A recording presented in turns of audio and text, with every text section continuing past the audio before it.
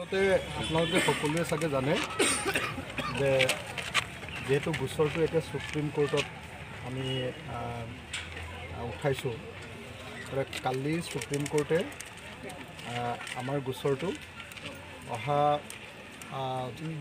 3 মাৰ্চলৈ পিছুৱাই দিলে। 3 মাৰ্চত মোৰ বেইলৰ গোটেই বিষয়টো এটা ফাইনেল মীমাংসা হ'ব।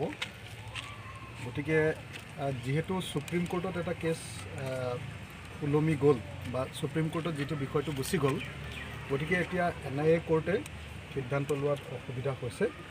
সেইকাৰণে আজি আমি নিয়মীয়াভাৱে ৰুটিন এটা আচলতে হাজিৰা দিলোঁ। NIA আদালতে অহা 9 তাৰিখৰ কাৰণে নেক্সট ডেটটো ফিক্স কৰিছে। যদি 3 তাৰিখৰ দিনা দেশৰ উচ্চতম ন্যায়ালয়ে যদি বেইল দিয়ে, তেতিয়াহ'লে 9 তাৰিখৰ পৰা নিয়মীয়া গোচৰ চলিব। আৰু যদিহে বেইল নিদিয়ে, হয়তো তেতিয়া 9 তাৰিখৰ দিনা মোৰ জেলত যাম নে ইয়াতে থাকিম, বাহিৰত থাকিম, এই বিষয়টোৰ সিদ্ধান্ত হ'ব। ধৈৰ্য কোঁৱৰ, বিতু সোণোৱাল আৰু মানস কোঁৱৰ, তেওঁলোক 3জনৰ বেইল আছেই।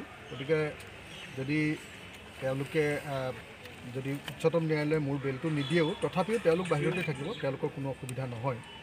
আৰু আপোনালোকেতো জানেই গোচৰটো এটা ভুৱা গোচৰ। ইতিমধ্যে সেই গোচৰটো আদালতে খাৰিজে কৰি দিছিলে। কিন্তু চৰকাৰে আমাৰ ওপৰত প্ৰেছাৰ দিবৰ কাৰণে, ব্লেকমেইল কৰিবৰ কাৰণে এনেকৈ আকৌ এবাৰ গোচৰটো আনি আমাক প্ৰেছাৰৰ মাজত ৰাখিব খুজিছে, আমাক বদনামৰ মাজত ৰাখিব খুজিছে। আৰু চৰকাৰৰ কথামতে যাতে আমি চলোঁ, কেন্দ্ৰীয় চৰকাৰ, ৰাজ্য চৰকাৰে তেনেকুৱা ধৰণৰ এটা প্ৰেছাৰৰ মাজত ৰাখিবৰ কাৰণে আমাক এনেকৈ কৰিছে।